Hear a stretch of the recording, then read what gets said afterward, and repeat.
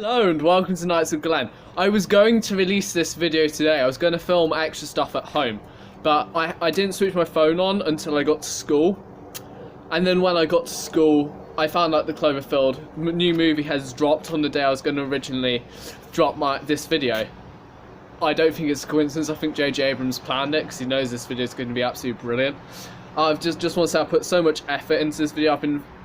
The original introduction to this actually has me when I had my really long hair. That's how long ago I filmed this. I started filming this last year. So I've worked really hard on this and I really hope you enjoy it. I'll see you later on when I come back from what I filmed today. Before we go into the actual universe and how it is so good at building up that universe, I think we should first break down what I believe to be absolutely brilliant about the film. Starting off with the music.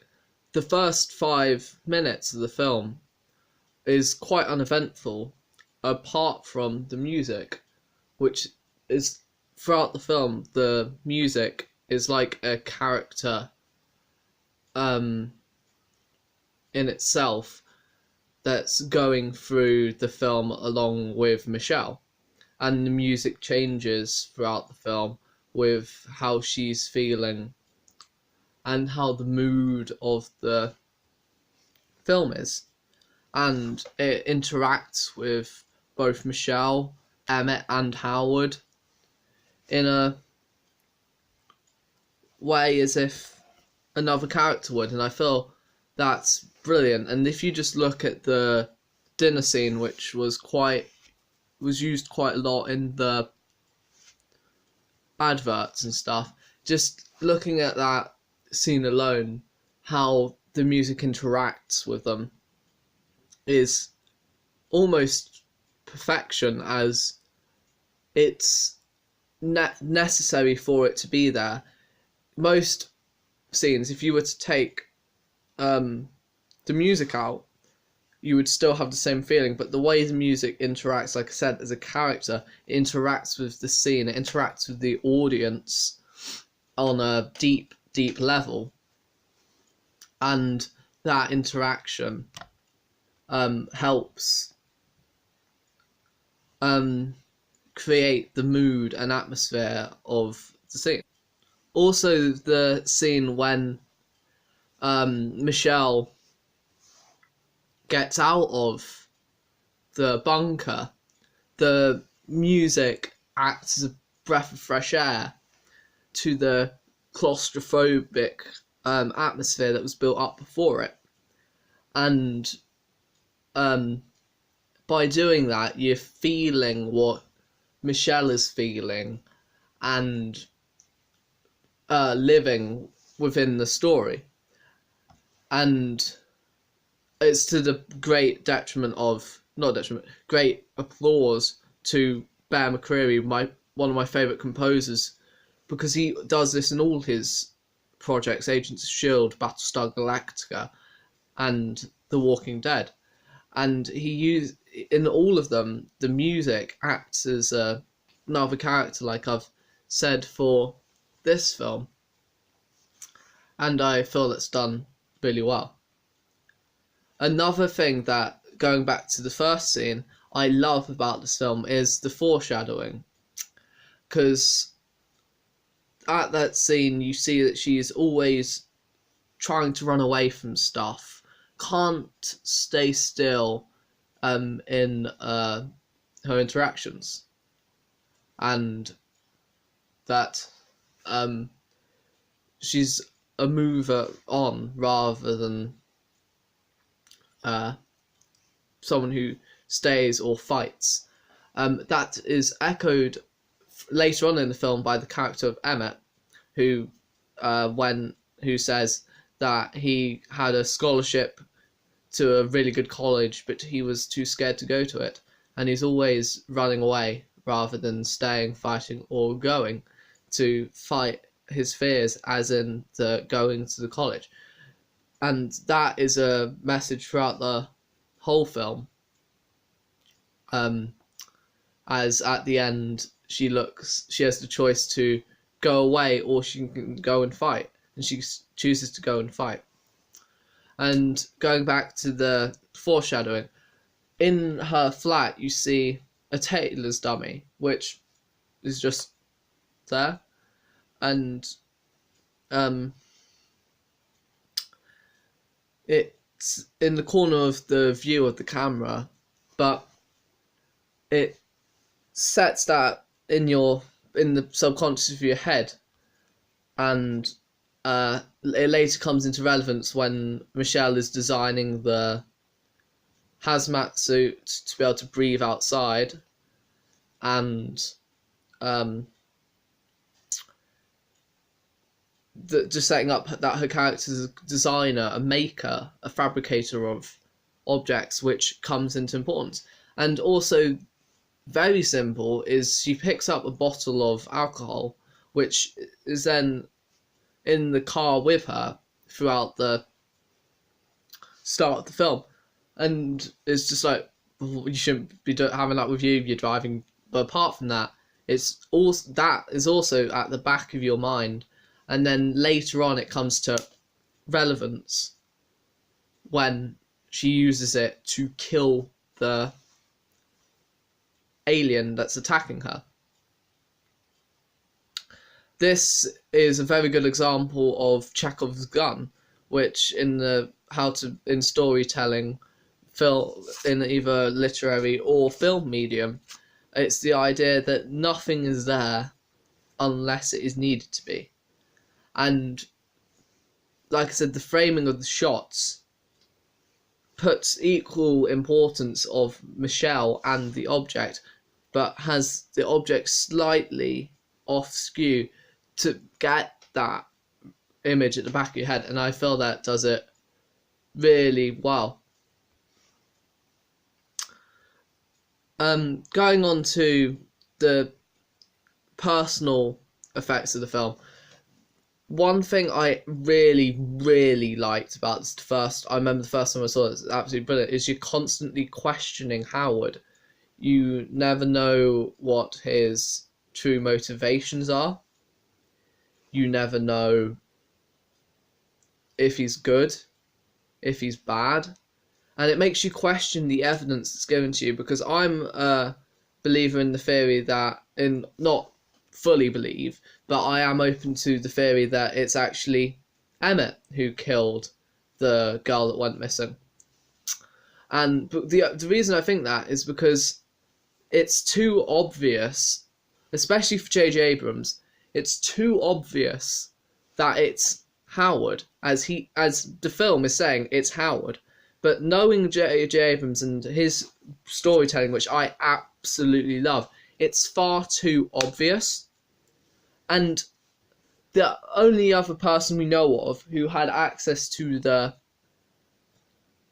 bunker was Emmett.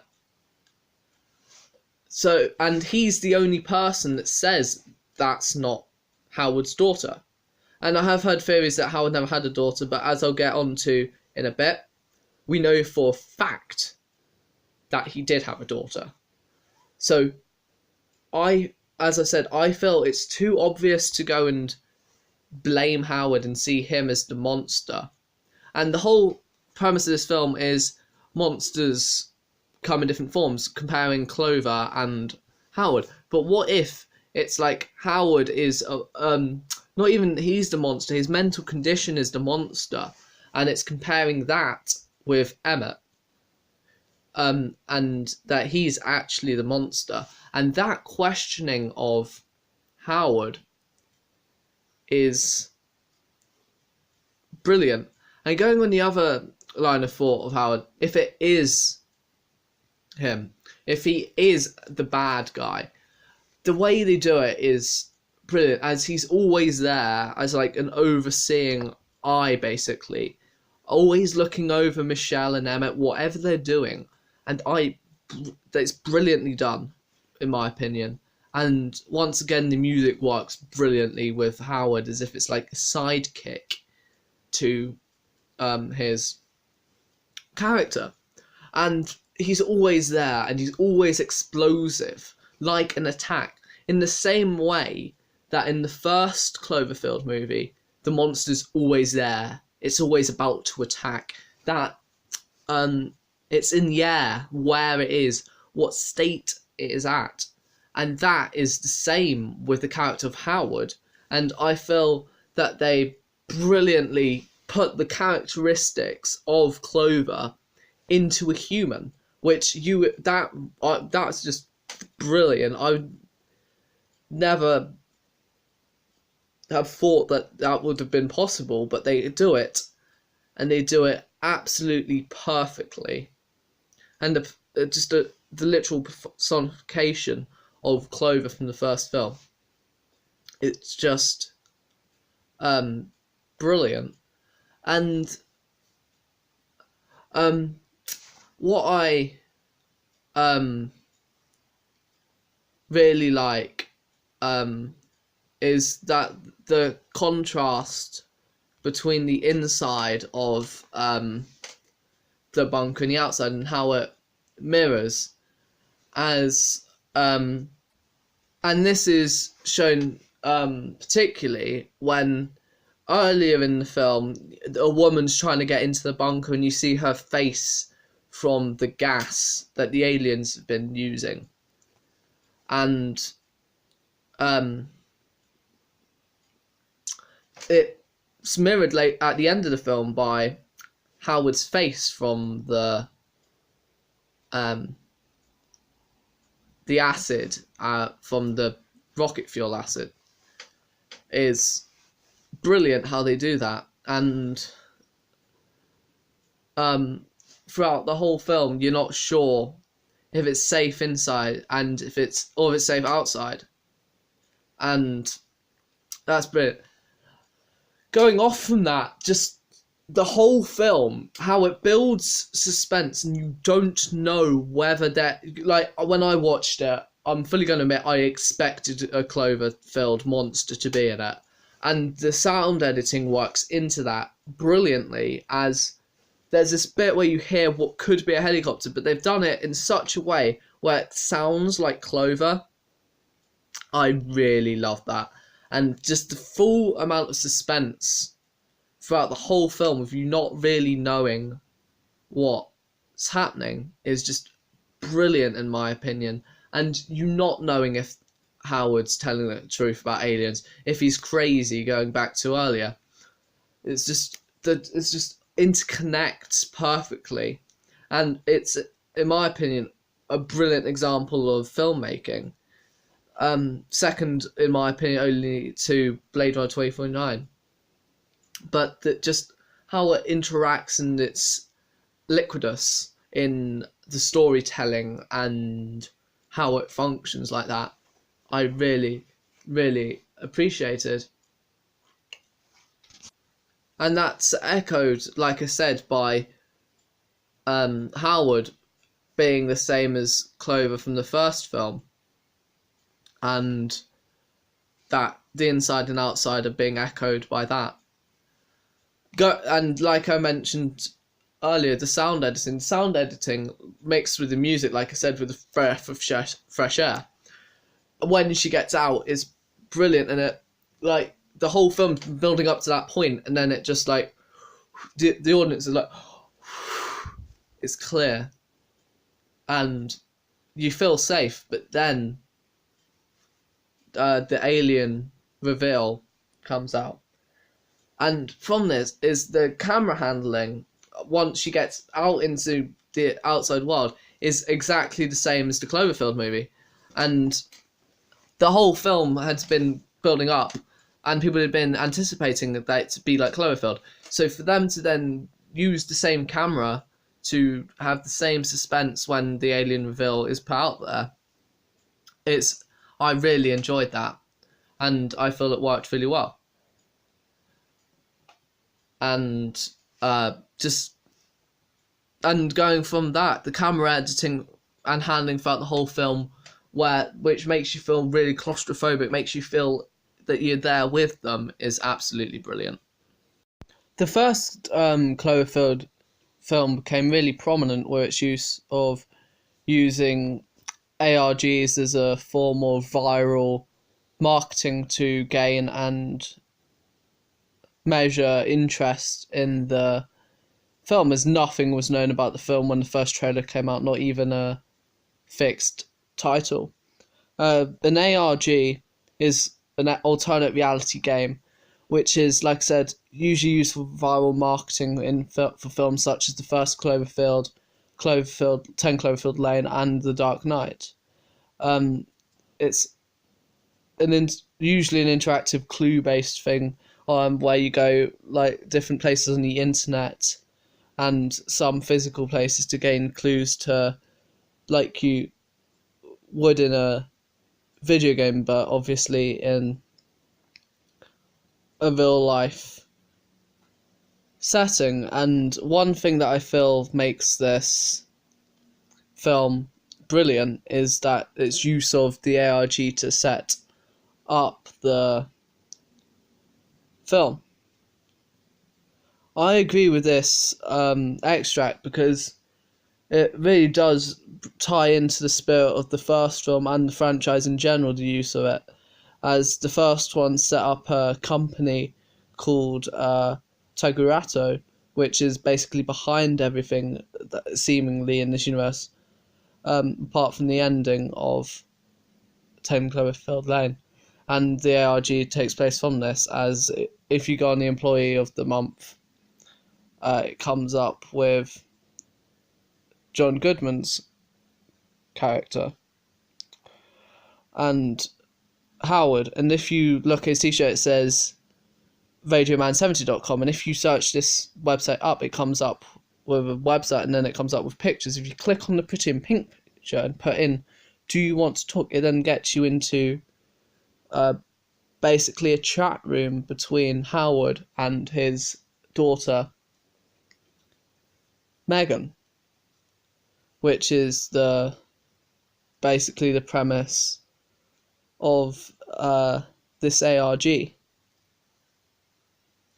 And it really sets up the character, how he's focused on protecting her, and sets up some possibly disturbing, fascinating concepts of the film. And if you click on the link where it says keep checking the site, it comes up with a deeper chat service. I don't know what this sort of thing's called, sorry, I'm not best with the internet stuff, but it gives survival hints, and which is actually quite interesting. As someone who's into survival, they're actually quite useful.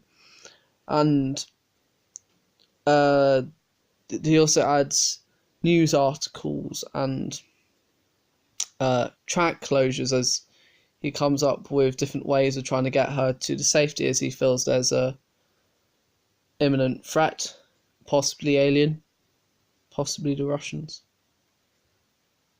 And this link is for a radar website, which mentions about how radar went down, which is possibly due to satellites going down, which I'm obviously not an expert on this, but if aliens were going to invade, I would probably inquire that they would try to take down our communication and navigational systems, usually GPS, by taking out the satellites, which Howard sees as a sign that either Russians or aliens are going to attack the US, or in the case of the aliens, the world, which I find really interesting, and I'll go further into later on in the video. And then it goes back to, you go back from the article, and then he sends some more articles about North Korean military movements, which could also suggest they knew that the coming threat was about to happen as well, and were also preparing like he is, which I find really interesting. In the same way in World War Z, you see all the different countries preparing in different ways, like North Korea and Israel are preparing in different things. And what you would have just seen is a Pretty Little Things simulator, which is also another aspect of the ARG, which if you complete it, which some Reddit users and members of Cloverfield Clues did, it then goes into a different chat section with Howard, where he gives you some more information, which will be coming up shortly, which consists of basically bug out, drop, stash sort of deal, like most people do as a, like I said, I'm in survival. Like most people would have this as a midway point, so you have your EDC everyday carry, and then you would use that if you to try and to get to your either main bug out gear or the middle section bug out gear, which is what's here. What's really interesting is in this is a memory stick, which has, as you'll see, a transcript of audio on the memory stick. It's audio of NASA communications with people on the space station or space shuttle. But unfortunately, I couldn't find the recording that was downloadable, so it's just gonna have the transcript. So slow this down to be able to read it if you can't keep up with it.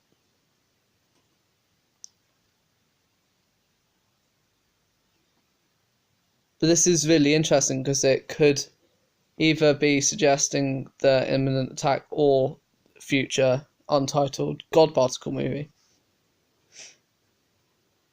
And this is a section of the one of the articles, I mean, once you go back onto the main chat, which is about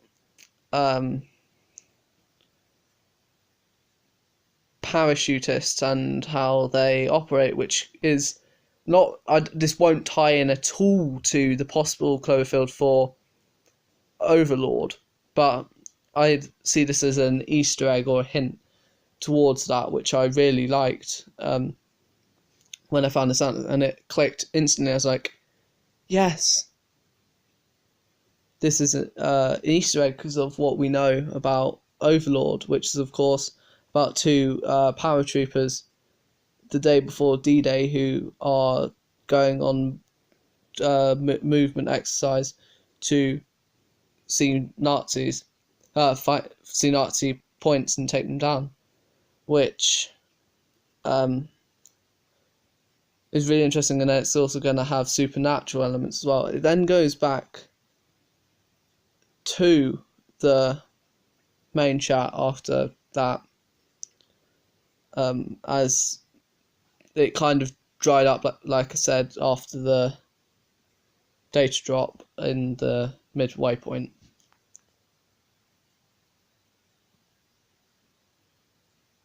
And this is just more messages of Howard trying to contact Megan.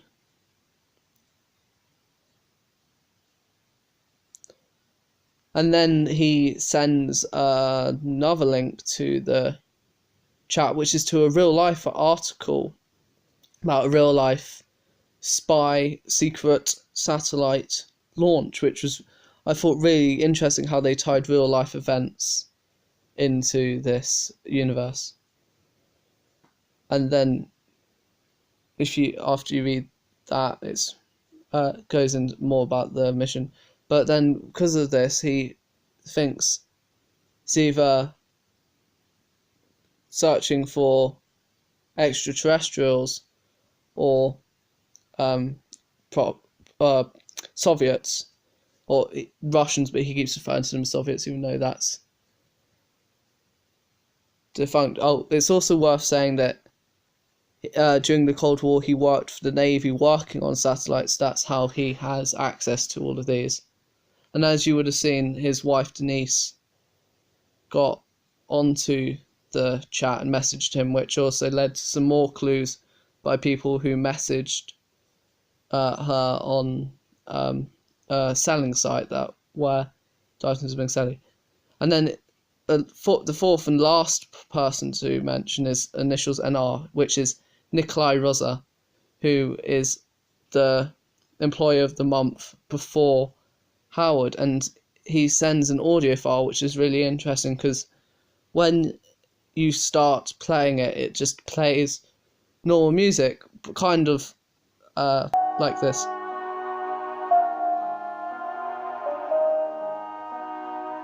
It's kind of somber, but nothing too weird about it. To me, it sounded kind of like the Westworld theme, but the more interesting bit is when you play the audio track further, the music then stops and then this plays.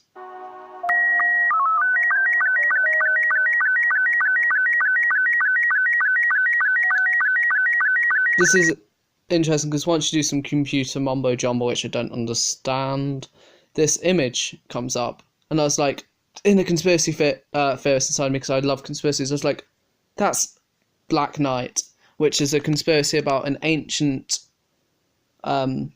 satellite that's been around for thousands of years observing the Earth. I was like, yes, I've thought of this. I'm so brilliant. And then I went and watched one of my favourite YouTubers, Inside of Mind, and then I realised, oh, he's already done it, but do check his channel out. He's absolutely brilliant at theories, and his Cloverfield ones are what really got me into the franchise. But I seem to have missed that episode. But going into it, the black satellite theory, kind of going off topic, is really interesting, as parts of it suggest that Nikola Tesla managed to discover it in the late 1800s, which I'm sure Benjamin Sisko would be really happy with, as he loves Tesla. And it's really interesting how they probably used that's where they got Nikolai Rosa, the character in the ARG, from, which I found really interesting when I realised, and I was like, that must be where they got it from, because it ties into this theory. And the ARG as a whole. But Inside of Mind thought that it was observing Clover, but I don't think that's what's happening. What I think's happening is there's two alternate realities, the Cloverfield and the 10 Cloverfield Lane, and then the God particle is going to be bringing both realities together, and it's going to have something to do with both of these Black Knight satellites, one in each of the realities, which basically just like anchor points, which if you've read or seen Crisis on Infinite Earths, not Infinite Crisis, or how they bring the Earths together using anchor points, I feel it's gonna be something along those lines, but I could be completely wrong, which I probably am. This is just the inner fear, real life conspiracy theorist, as well as the Cloverfield theorist side of me. And then there you find a voice message on a burner phone, which was also one of the items that you could find because of the simulator Howard made, and then it's a result at the end, and the message is this. Press 4. To get envelope information about this message, press... It's my fault. I see that now. You know, it's too late for you to leave Chicago. I'm never going to see you again. You were my little girl, And it was my job to protect you. I failed. But I'm going to make it up to you. I know how to make it right. I promise. End of message. This is where the ARG finishes off, and it can be assumed that this phone call is what Howard makes directly before the events of the movie, which ties them together really well and ties the original Cloverfield as well as this one together absolutely brilliantly. Many have compared the Cloverfield franchise of both Cloverfield and Cloverfield Lane as a modern anthology in the same sense as the Twilight Zone.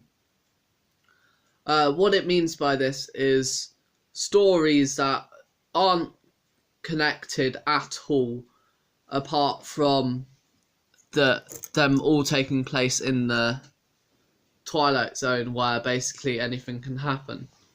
And as I said in the ARG section, that's kind of what it looks like it's going to be with both Cloverfield, 10-Foot Cloverfield Lane, and possibly God Particle all being loosely connected. But where this differs from the Twilight Zone, and where I disagree that this is the modern day equivalent, is that how the films are interconnected through both the ARGs and companies and characters and such. Although they could be alternate realities, but they're still connected.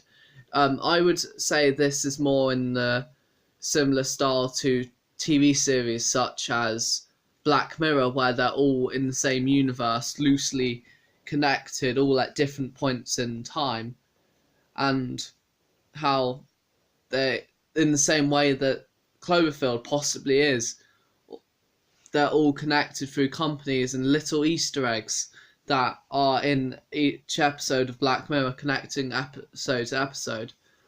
I'd also say that the Cloverfield franchise is similar to the BBC series Inside Number 9 in the same sense that Cloverfield is the equivalent for Number 9 as the different stories that can be told, but also a much looser connection than, say, in Black Mirror, but there's still a slight connection.